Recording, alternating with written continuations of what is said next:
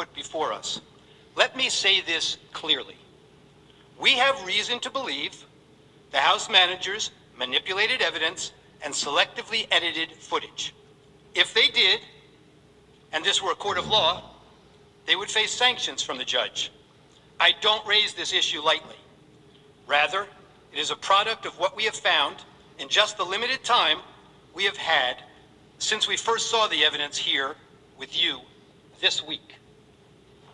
We have reason to believe that the House managers created false representations of tweets, and the lack of due process means there was no opportunity to review or verify the accuracy. Consider these facts. The House managers, proud of their work on the snap impeachment, staged numerous photo shoots of their preparations. In one of those, Manager Raskin is seen here at his desk reviewing two tweets side by side. The image on his screen claims to show that President Trump had retweeted one of those tweets. Now, members of the Senate, let's look closely at this screen, because obviously Manager Raskin considered it important enough that he invited the New York Times to watch him watching it. Now, what's wrong with this image? Actually, there are three things very wrong with it. Look at the date on the very bottom of the screen on Manager Raskin's computer screen when we zoom into the picture.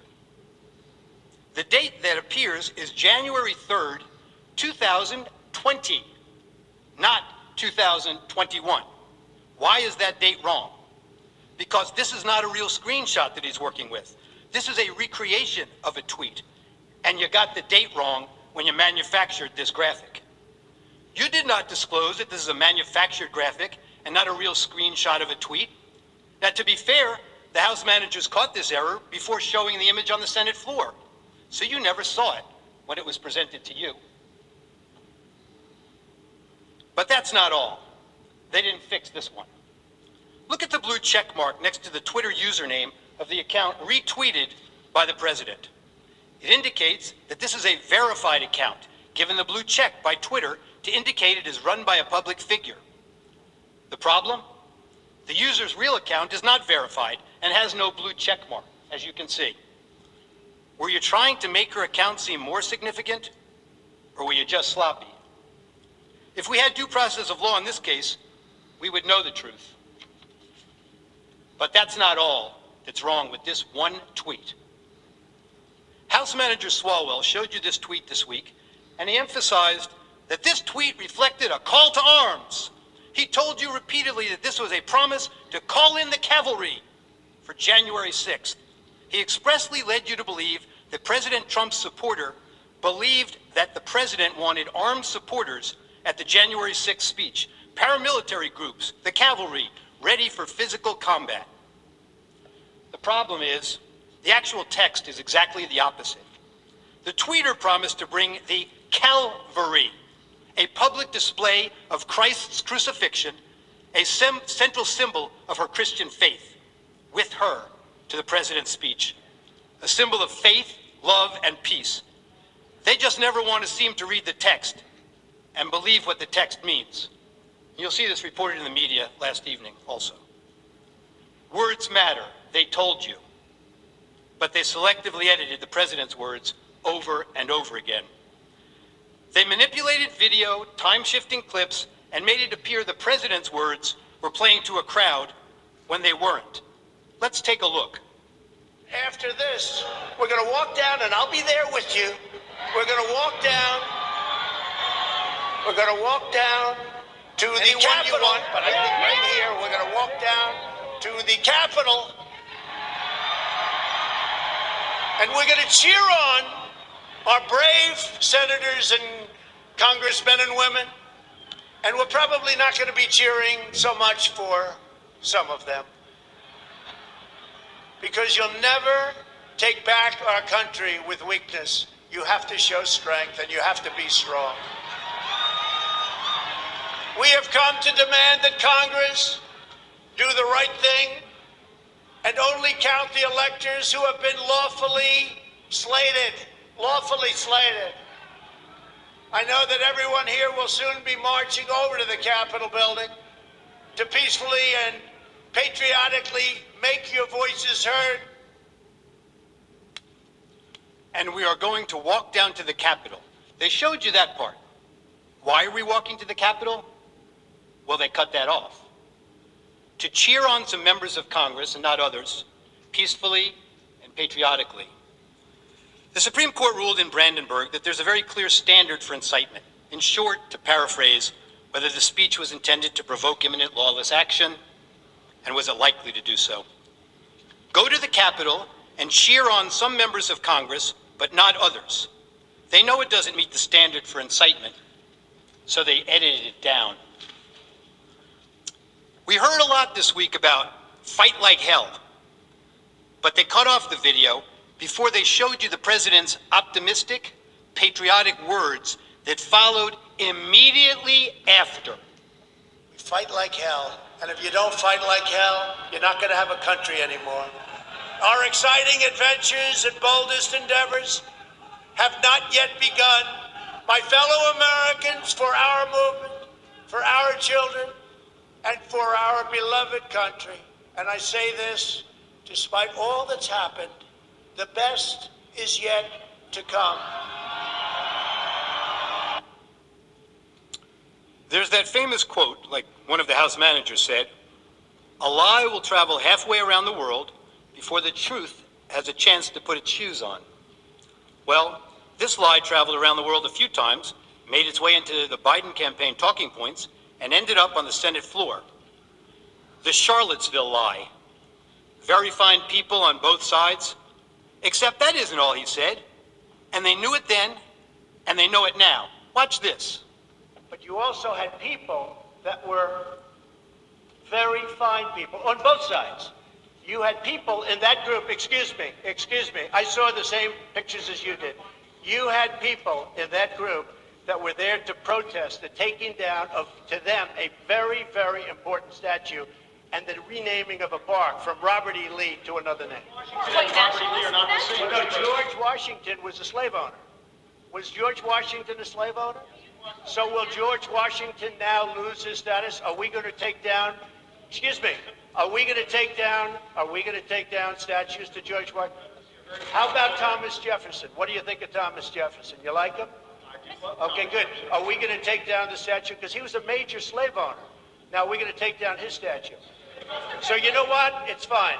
You're changing history, you're changing culture, and you had people, and I'm not talking about the neo-Nazis and the white nationalists, because they should be condemned totally. But you had many people in that group other than neo-Nazis and white nationalists, okay? And the press has treated them absolutely unfairly. Now, in the other group also, you had some fine people, but you also had troublemakers, and you see them come with the black outfits and with the helmets and with the baseball bats. You had a lot of bad people in the other group too. Unfairly, sir. I'm sorry. I just didn't understand what you were saying. You were saying the press has treated white nationalists unfairly. No, I just didn't understand what you were saying. No. There were people in that rally, and I looked the night before. If you look, there were people protesting very quietly the taking down of the statue of Robert E. Lee. I'm sure in that group there were some bad ones. The following day, it looked like they had some rough, bad people. Neo-Nazis, white nationalists, whatever you want to call them. But you had a lot of people in that group that were there to innocently protest and very legally protest because, you know, I don't know if you know, they had a permit. The other group didn't have a permit. So I only tell you this. There are two sides to a story. I thought what took place was a horrible moment for our country, a horrible moment. But there are two sides to the country. Does anybody have a final? Does anybody have, you have an infrastructure? This might be today the first time the news networks played those full remarks in their context. And how many times have you heard that President Trump has never denounced white supremacists? Now you in America know the truth. Here's another example. One of the House managers made much of the president's supposedly ominous words of, "You have to get your people to fight." But you knew what the president really meant. He meant that the crowd should demand action from members of Congress and support primary challenges to those who don't do what he considered to be right. Support primary challenges, not violent action. I know what he meant because I watched the full video, and so did the House managers, but they manipulated his words. You will see where they stopped it, and to give it a very different meaning from the meaning it has in full context. Let's watch. You have to get your people to fight. He told them. You have to get your people to fight. And if they don't fight, we have to primary the hell out of the ones that don't fight. You primary them, we're gonna let you know who they are. I can already tell you, frankly.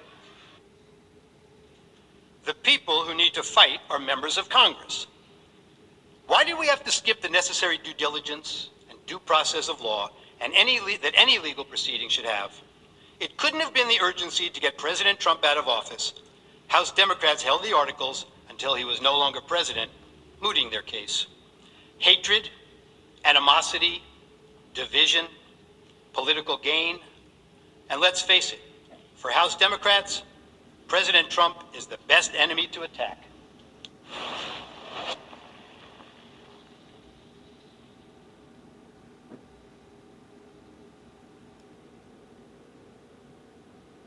Language. Well, as I'm sure everyone watching expected, we need to show you some of their own words.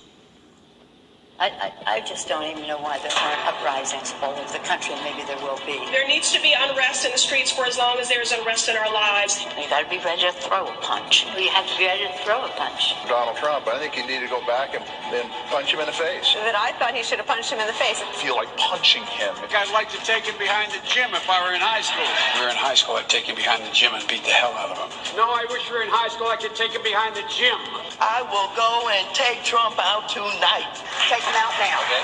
When was the last time an actor assassinated a president? They're still going to have to go out and put a bullet in Donald Trump. Show me where it says that protests are supposed to be polite and peaceful. And you push back on them. And you tell them they're not welcome anymore, anywhere. I have thought an awful lot about blowing up the White House. Please, get up in the face of some Congress people. People will do what they do. I want to tell you, Gorsuch, I want to tell you, Kavanaugh, you have released the whirlwind, and you will pay the price.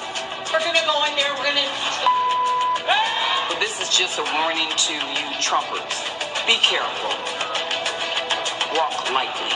And for those of you who are soldiers, make them pay. If you had to be stuck in an elevator with either President Trump, Mike Pence, or Jeff Sessions, who would it be? Does one of us have to come out alive?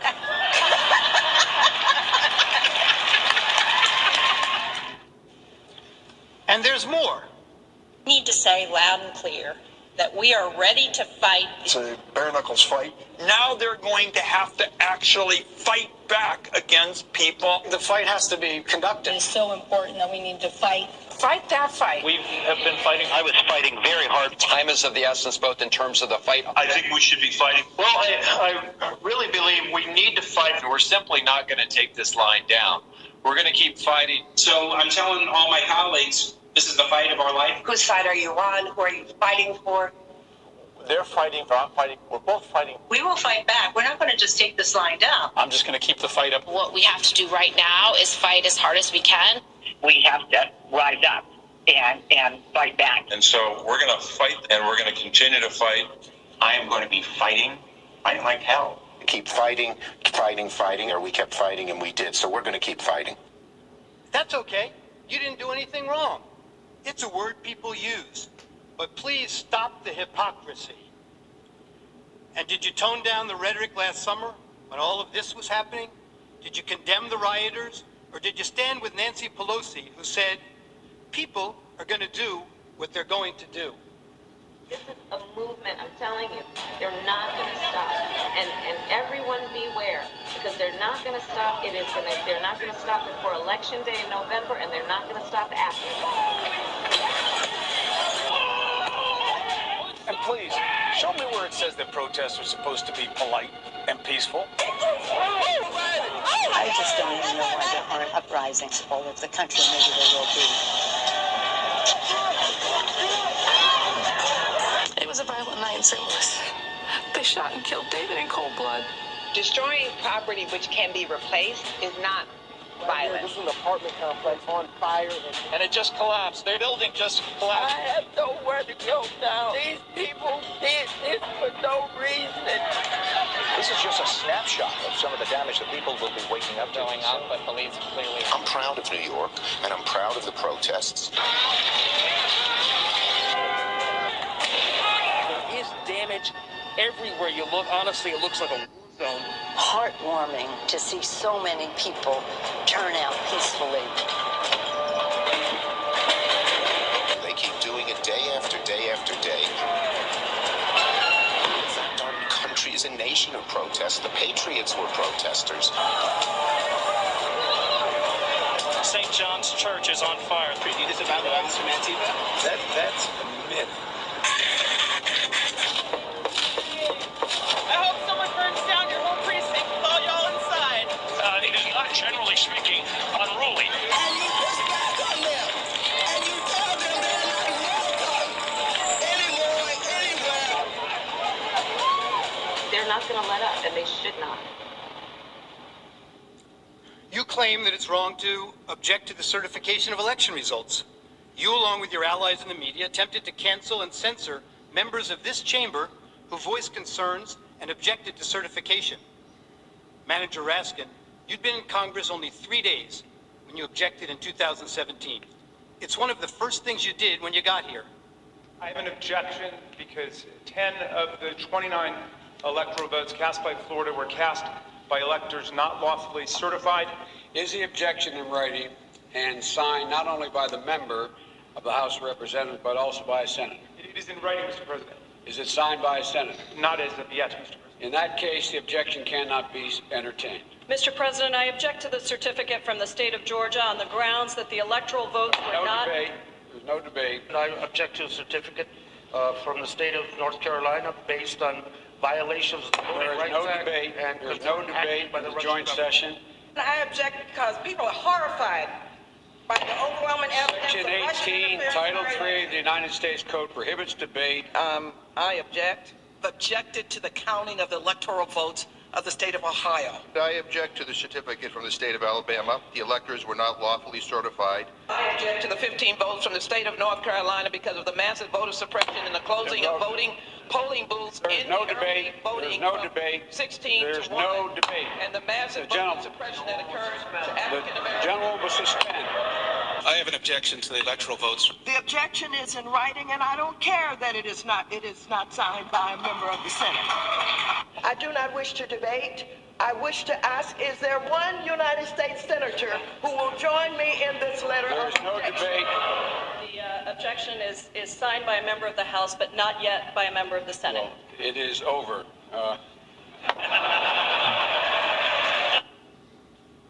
And when the House managers realized that the president's actual words could not have incited the riot, as you alleged in your article of impeachment, you attempted to pivot. You said that raising the issue of election security and casting doubt on the propriety of our elections was dangerous. One of the House managers, Mr. Cicilline, told you that this is not about the words Mr. Trump used in isolation. Rather, it is about the big lie. The claim that the election was stolen. The House managers told you that it's the big lie that incited the riot, and that the big lie was President Trump's claim that the election was not a fair election, or that the election was stolen. Claiming an election was stolen, you were told, are words that are insightful to a candidate's followers and cause people to respond violently. Claiming an election was stolen, or not legitimate, is something that a candidate should never do, because he or she knows, or should know, that such a claim and such words can actually incite violent insurrection, you were told. Well, it seems that the House manager's position must be actually a bit narrower than that. The House manager's position really is that when Republican candidates for office claim an election is stolen or that the winner is illegitimate, it constitutes inciting an insurrection, and the candidate should know it. But Democratic Party candidates for public elective office are perfectly entitled to claim the election was stolen, or that the winner is illegitimate, or to make any other outrageous claim they can. It is their absolute right to do so. is their absolute right to do so, irrespective of whether there's any evidence to support the claim. Democratic candidates can claim that an election was stolen because of Russian collusion or without any explanation at all, and that is perfectly okay and is in no way incitement to an insurrection. And somehow, when Democratic candidates publicly decry an election as stolen or illegitimate, it's never a big lie.